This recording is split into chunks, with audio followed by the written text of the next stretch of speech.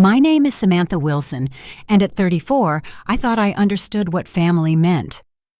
Then my phone buzzed with a text that shattered everything I believed about belonging. "You weren't invited to dinner. Your brother's girlfriend doesn't like you." I stared at those words on my phone screen, my coffee growing cold in my hands. The same parents whose restaurant I had saved with my $320,000 investment were now excluding me because of someone who'd been in our lives for 8 months. But let me take you back to where this all began. Growing up in middle-class Boston, I was what you'd call the responsible one. While my brother Jason, 4 years younger, charmed everyone with his easy smile and carefree attitude, I buried myself in textbooks and achievement. Perfect grades, perfect behavior, perfect daughter. I graduated valedictorian, earned a full scholarship to Northeastern, and never once questioned why I felt like I had to earn my place at the family table. My parents, Robert and Linda Wilson, worked tirelessly to provide for us. Dad bounced between management positions while Mom waited tables at Romano's, the local Italian place where she'd learned the recipes that would later make our family fortune. They loved us both, but differently. For me, it was conditional on excellence. For Jason, well, that's just how boys are, they'd say when he forgot homework or came home with scraped knees and tall tales. I told myself I didn't mind being the one they counted on. When Jason struggled with math, I tutored him. When he wanted to quit Little League, I convinced him to stick it out. When neighborhood kids teased him for being small, I fought his battles. I was his protector, his guide, his biggest supporter. I was also, I realize now, desperately trying to prove I was worthy of the love that seemed to come so naturally to him. College was my escape and my validation. Away from family dynamics, I thrived in the competitive world of business school. I graduated summa cum laude, landed a prestigious consulting position at Morrison & Associates, and climbed the corporate ladder with single-minded determination. By 28, I was the youngest senior consultant in the firm's history. By 30, I had started my own consulting business. Clients loved my strategic thinking, my attention to detail, my ability to solve problems others couldn't crack. Success felt intoxicating, but it came at a cost I didn't recognize at the time. I missed Jason's college graduation for a client presentation. I skipped family Christmas twice for international projects. When I did show up to family gatherings, I was often distracted, checking emails, taking calls. Work had become my identity, my value, my excuse for avoiding the messy emotions that family dinners inevitably stirred up. It was around this time that I made what I thought was a grand gesture of love. Using my business success, I paid off my parents' mortgage as a Christmas surprise.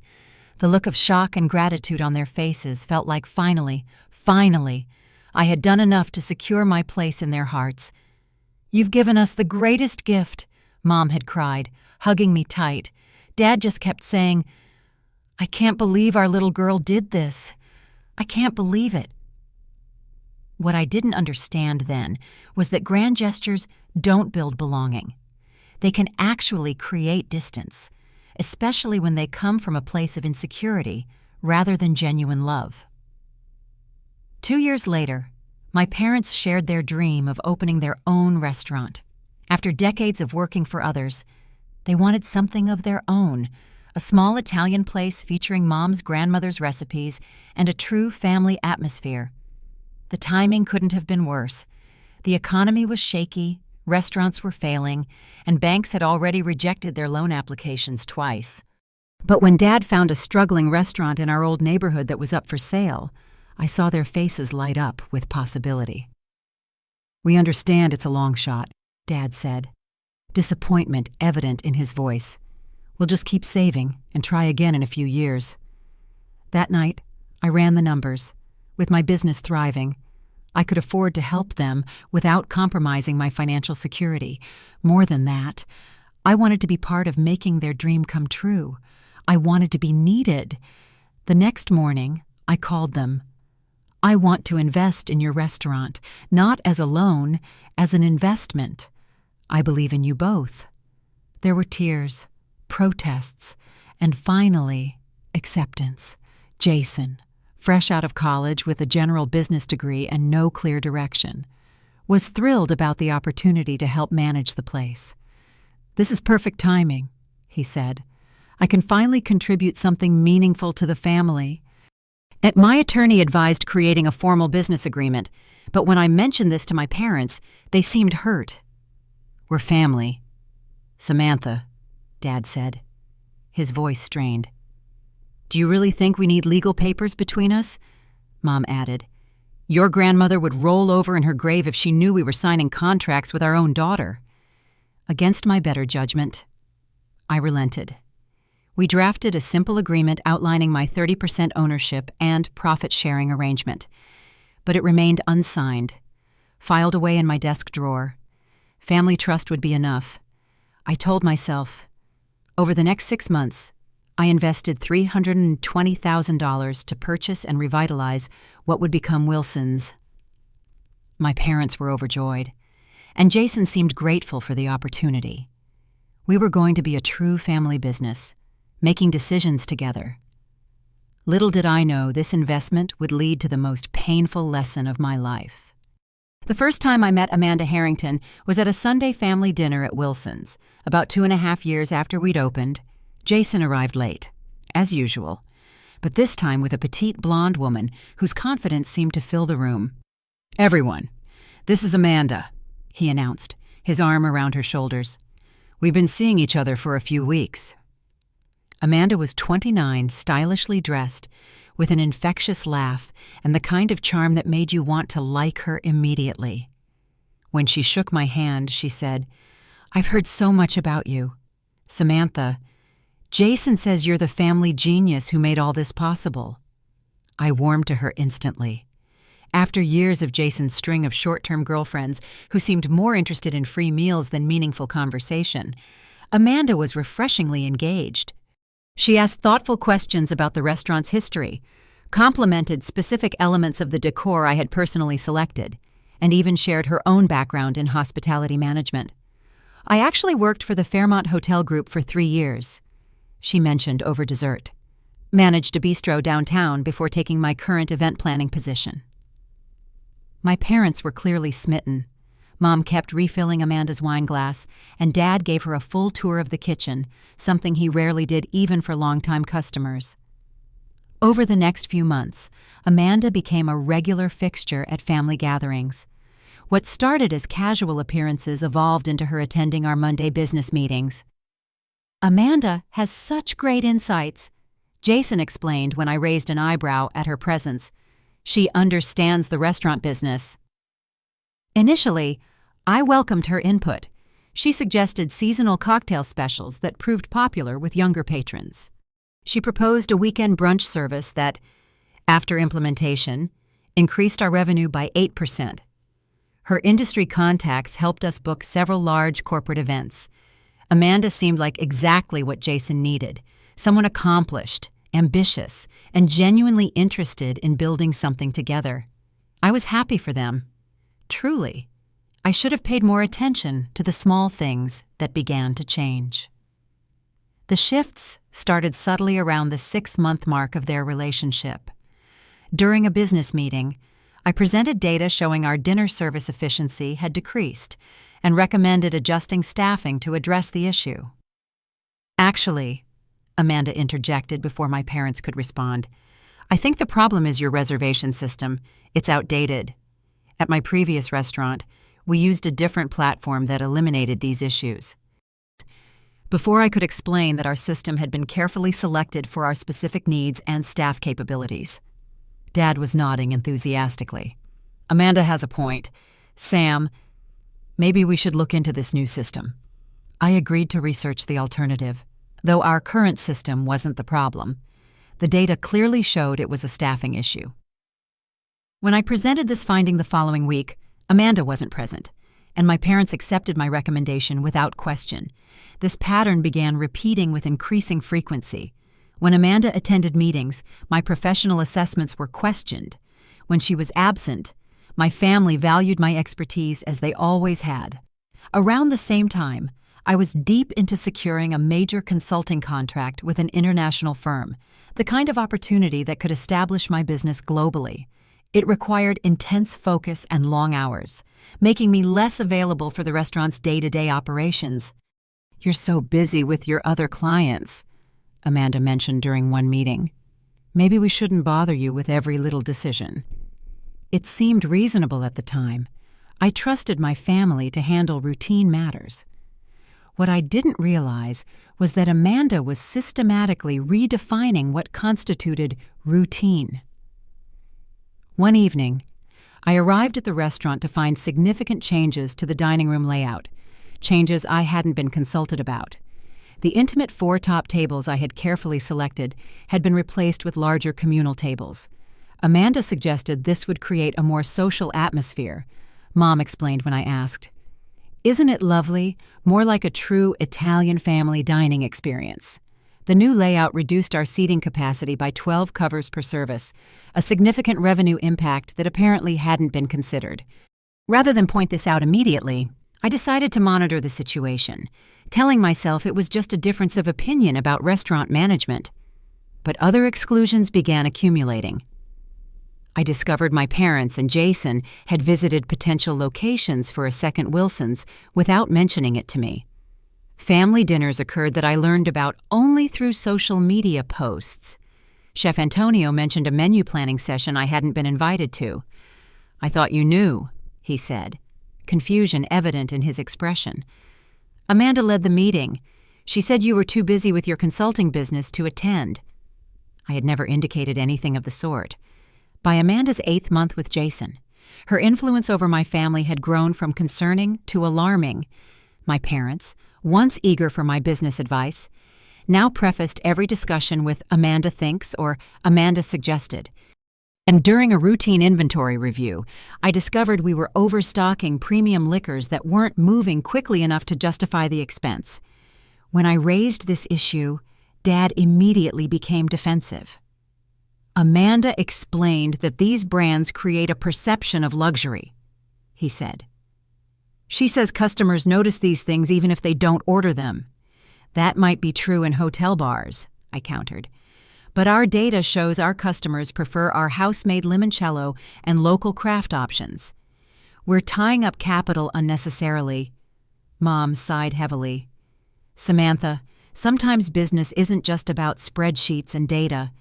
It's about feeling and atmosphere. Amanda understands that intangible element."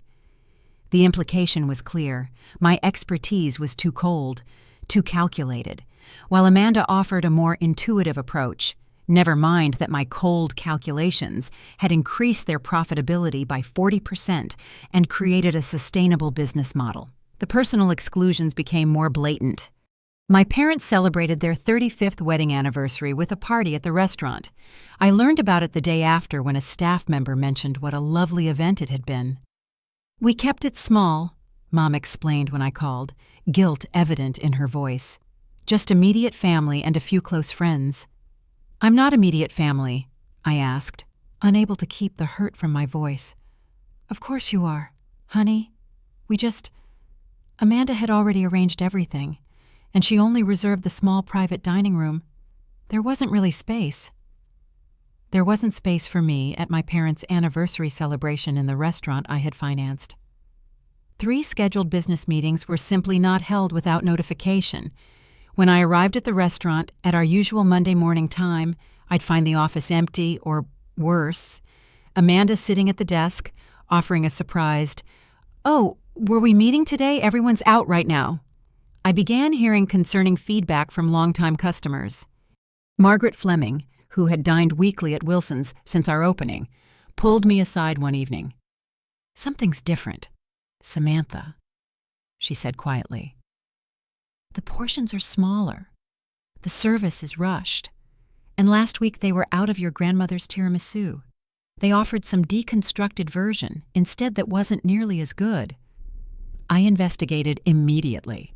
The portion control had been Amanda's suggestion to reduce food costs. The deconstructed desserts were her attempt to modernize our offerings. Both changes had been implemented without discussion at any meeting I'd attended. when I requested access to complete financial records. Jason accused me of micromanaging. "We're not your employees," he said bitterly. "This is a family business, not your personal consulting project." The irony of his statement, given my financial contribution and unpaid professional services, was apparently lost on him. In late April, I discovered a credit application had been submitted in the restaurant's name for a significant expansion loan. This major financial decision had occurred without my knowledge, despite my 30% ownership. When confronted, my father seemed genuinely confused. "I thought you knew. Amanda helped Jason with the paperwork. They said it was time to grow the business. And my investment doesn't entitle me to participate in that decision," I asked. Dad had the grace to look uncomfortable. "Of course it does. Sammy, there's just been some communication issues lately. Amanda says you're so busy with your other clients that we shouldn't bother you with every little thing." A $100,000 loan wasn't a little thing, but by then, I was beginning to understand that in their minds, Amanda's comfort and happiness had become more important than my inclusion in decisions affecting my own investment. I spent the week leading up to that Sunday dinner making extra efforts to be conciliatory. I complimented Amanda's new dessert presentation, sent Jason research supporting a marketing initiative he'd mentioned, and dropped off Mom's favorite flowers just because. Each gesture was received with seeming appreciation, reinforcing my hope that Sunday would mark a positive turning point in our increasingly strained family dynamics. On Saturday afternoon, I texted Mom, "Looking forward to dinner tomorrow. Should I bring anything?" No response came until Sunday morning, a single message that would irrevocably alter my relationship with my family. "You weren't invited to dinner. Your brother's girlfriend doesn't like you." I stared at my phone, certain I'd misunderstood. This couldn't possibly be real. I called immediately, but it went to voicemail. I texted back, "Mom, what are you talking about? We discussed this dinner on Tuesday." Her response came minutes later. "Amanda organized this dinner to announce their engagement. She doesn't want tension or negativity. Jason agrees it's better if you're not there. Maybe next time." The room seemed to tilt sideways. My brother was getting engaged, and I was explicitly uninvited from the celebration because his girlfriend didn't like me. As if reading my thoughts, my phone buzzed with a message from Jason. "Sam, please don't make this difficult. Amanda feels uncomfortable around you, and this is her special day. You're always judging her and questioning her decisions. Just give us this one night without your criticism." Before I could process this betrayal, Dad weighed in. "Samantha, we love you, but you need to respect Jason and Amanda's wishes. Family means supporting each other's happiness. We can celebrate with you another time." 3 separate messages. 3 individual choices to exclude me from a family milestone. And the justification, Amanda's comfort, was more important than my inclusion in my own family. I sank onto my couch, physically ill, with the realization that the people I loved most in the world had collectively decided I was disposable. In that moment of clarity, I saw the past 8 months for what they truly were, a systematic campaign to diminish my role, my voice, and ultimately my presence in both the business and the family. Amanda hadn't just wanted my input disregarded. She wanted me gone entirely. And my family had chosen her comfort over my belonging. With shaking hands, I opened my laptop and pulled up the restaurant's financial records. 3 years of my life, $320,000 of my money, countless hours of unpaid professional services, all to support a dream that wasn't even mine, a dream I had embraced purely out of love for my family, the same family that now found me too unpleasant to include at a dinner table. But as I stared at those 101 receipts on my screen, each one representing my faith in people who had just shattered it, something shifted inside me. I wasn't going to slink away quietly. I wasn't going to let them write me out of this story without having my say. I closed the laptop, grabbed my car keys, and drove to Wilson's. The restaurant was closed to the public, but I could see warm light glowing from the private dining room. Through the window, I watched my family celebrating Jason and Amanda's future while deliberately excluding me from their present. I used my key, the one they hadn't thought to ask for, back, and walked through the main dining room toward the sound of laughter and clinking glasses. The conversation stopped abruptly when I appeared in the doorway. 6 faces turned toward me: my parents, Jason, Amanda, and Amanda's parents, who I was meeting for the first time at my own exclusion. "Samantha," Mom gasped, her face draining of color. "What are you doing here?"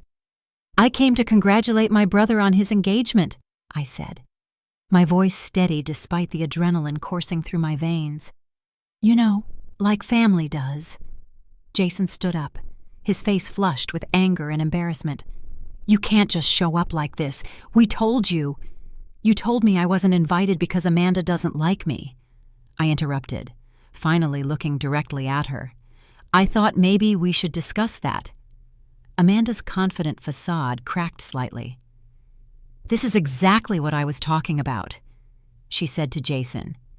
"She has to make everything about her. Make it about me." I let out a bitter laugh.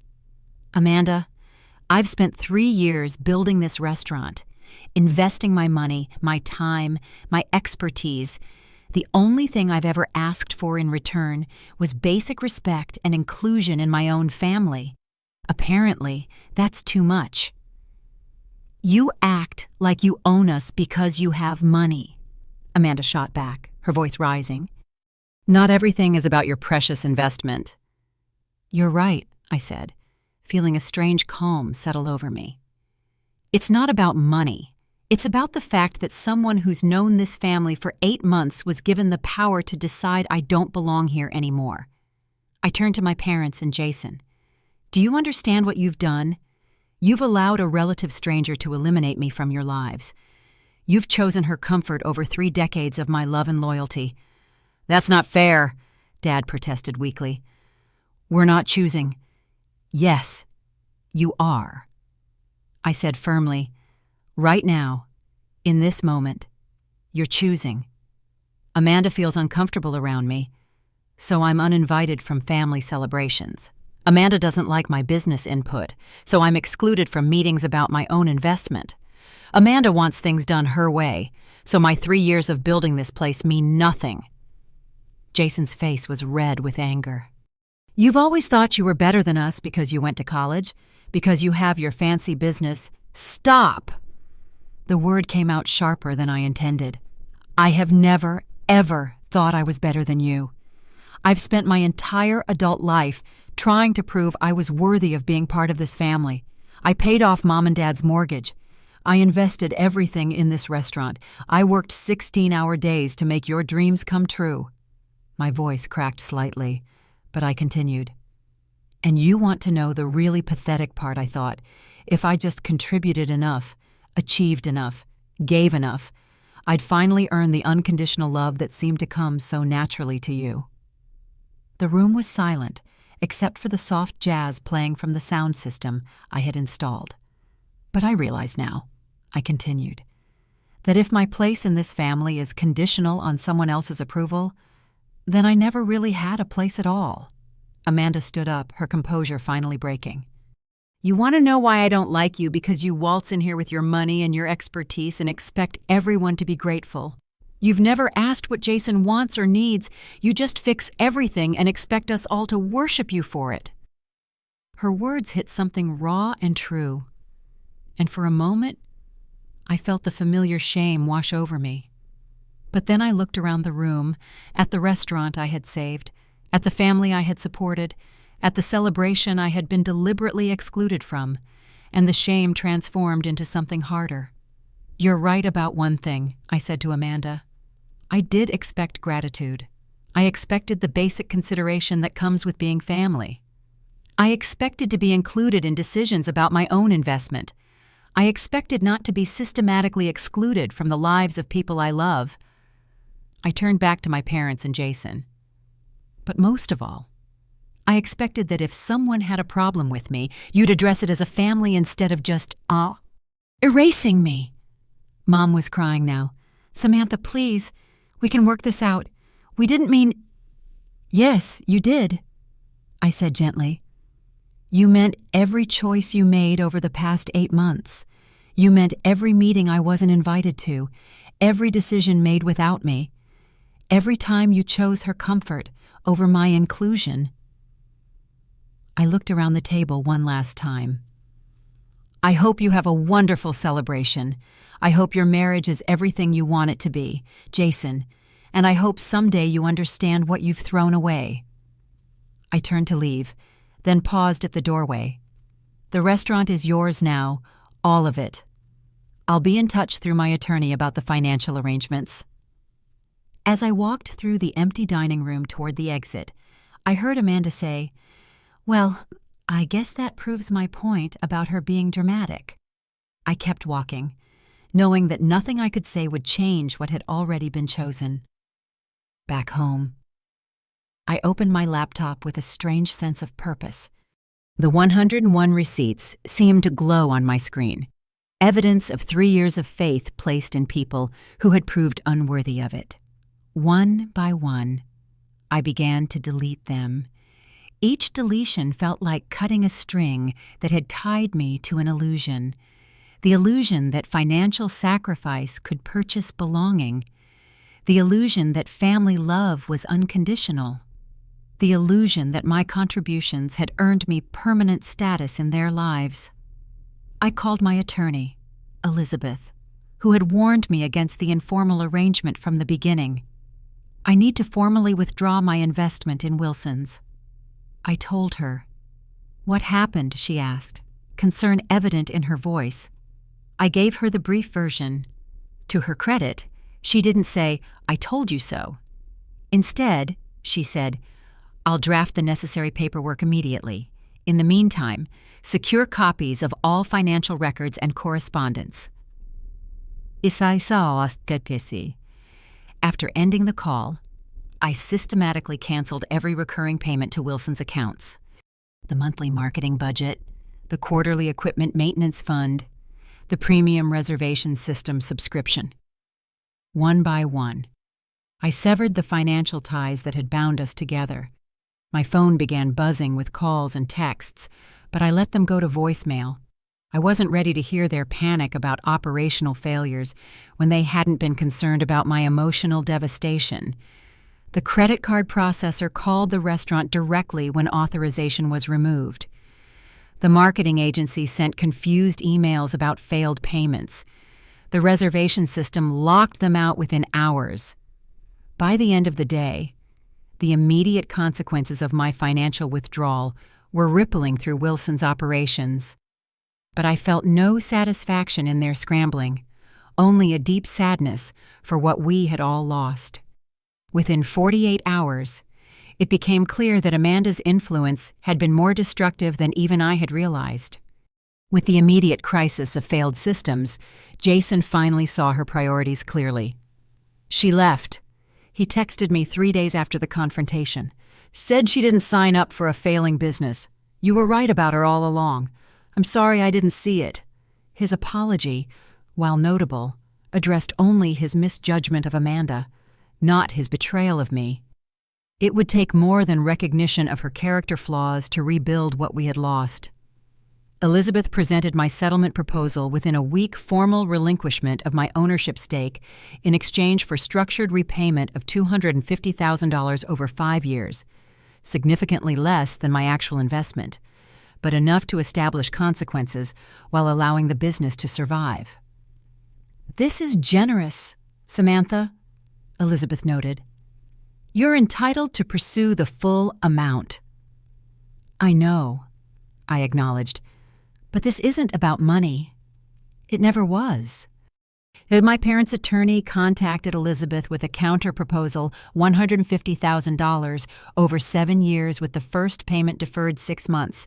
I accepted with one modification, mandatory financial counseling for the business.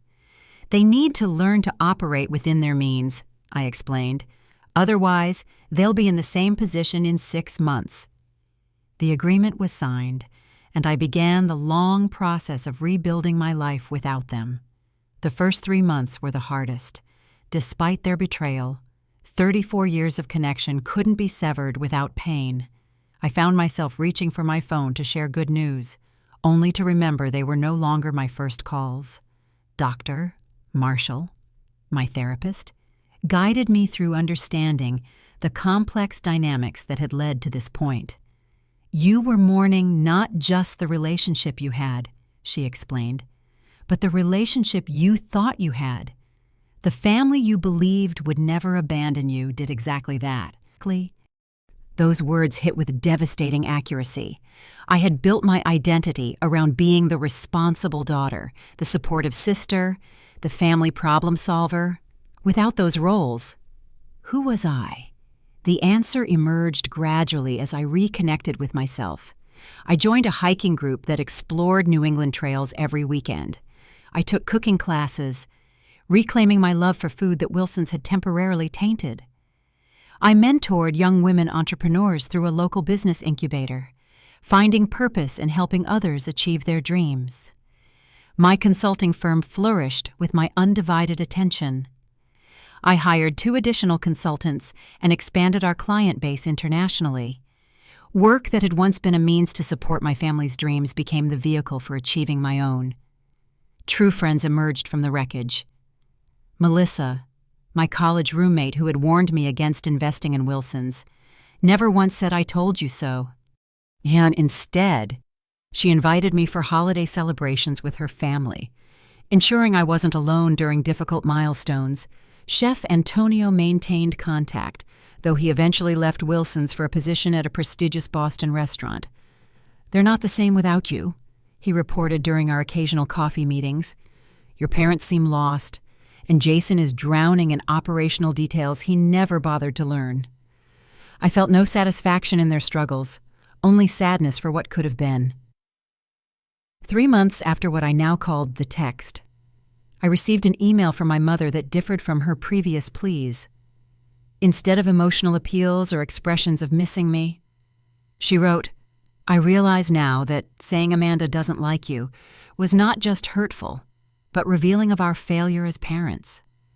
We prioritized a temporary relationship over our permanent one with you. There is no justification for that choice. I am deeply ashamed." Her acknowledgement of the specific betrayal, rather than general expressions of regret, marked the first genuine step toward potential reconciliation.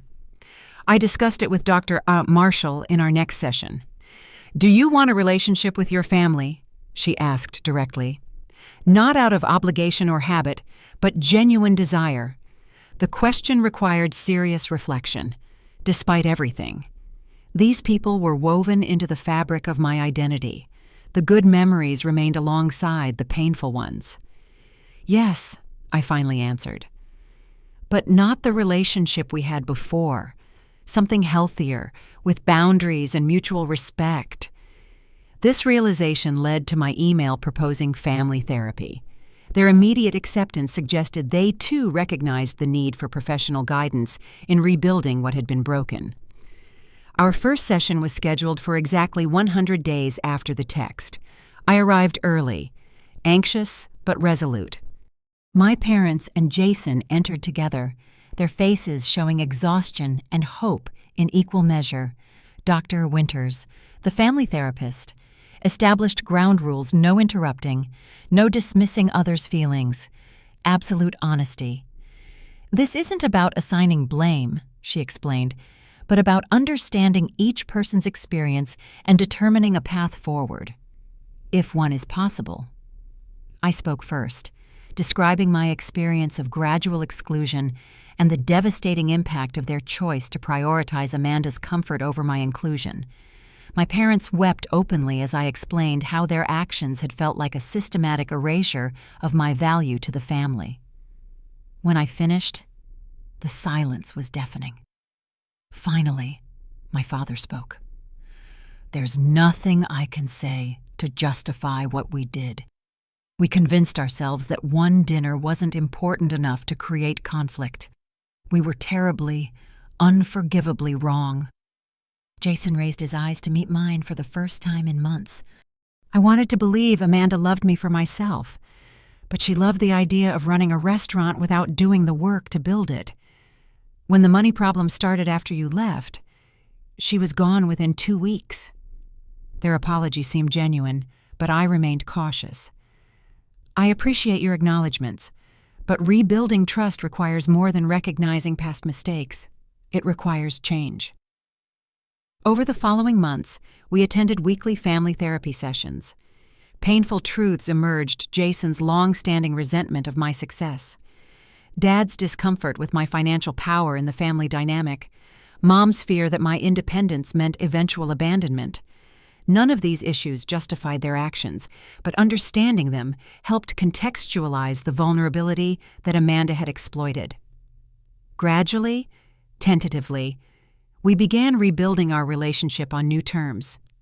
I established clear boundaries about my involvement with Wilsons. I would provide occasional business advice, but would never again be financially invested. My parents accepted this limitation without protest, acknowledging the wounds that remained too fresh for deeper engagement. 6 months after our first therapy session, I attended Sunday dinner at my parents' home, not at the restaurant, which remained emotionally complicated for me. The conversation was sometimes awkward, occasionally lapsing into silence when we encountered topics that reminded us of the breach, but there were also moments of genuine connection, laughter over shared memories, and cautious hope for the future. Wilson stabilized under my parents' scaled-back operational model. The settlement payments continued without interruption, each one acknowledging the debt, both financial and emotional, that remained outstanding. Jason found a position with a restaurant group where he could learn the business properly, without the safety net of family ownership. "I need to prove I can do this on my own," he told me during one of our careful conversations. A year after the text, I finally felt ready to visit Wilson's again. The restaurant had changed, smaller, more intimate, less ambitious in scope. My mother greeted me with tears in her eyes, but respected my request for a regular table rather than family treatment. As I savored my grandmother's lasagna recipe, still on the menu after all this time, I reflected on the painful but necessary journey of the past year. The $320,000 investment had purchased something valuable after all, not the restaurant itself, but the painful lesson that self-respect isn't negotiable and true family would never demand its sacrifice. The 101 deleted receipts remained gone from my personal records. I no longer needed physical evidence of what I had contributed or what had been taken from me. The experience had been irrevocably incorporated into who I had become: stronger, clearer about my boundaries, unwilling to purchase love at the cost of dignity. My relationship with my family would never again be blindly trusting. The innocent belief in unconditional belonging had been permanently altered, but something new and potentially more authentic was taking its place, a relationship between adults who had hurt each other, learned from that pain, and chosen to build something different from the ashes. As I finished my meal, Dad approached tentatively. "Good to have you here, Sammy," he said, using my childhood nickname for the first time since our estrangement. "Good to be here," I replied, and meant it. Some betrayals can never be undone. Some investments never yield the expected returns. But healing, I discovered, doesn't require perfection or complete restoration. It requires honesty, accountability, and the courage to build something new when the old structures have failed. The most valuable lesson wasn't about family or business at all. It was about self-worth, recognizing that I deserved to be valued not for what I provided, but simply for who I was. That recognition, painful as it was to achieve, was worth every penny of the $320,000 and every one of those 101 deleted receipts. Sometimes the most loving thing you can do for yourself and others is to establish what you will and won't accept in your relationships. And sometimes, the price of belonging is simply too high to pay. If you've ever had to make difficult choices to protect your self-worth, I'd love to hear about your experience. How did you know when it was time to draw the line? What helped you heal afterward? Sometimes the most loving thing you can do for yourself and others is to establish what you will and won't accept in your relationships. Remember, your value isn't determined by how others treat you. It's determined by how you choose to treat yourself.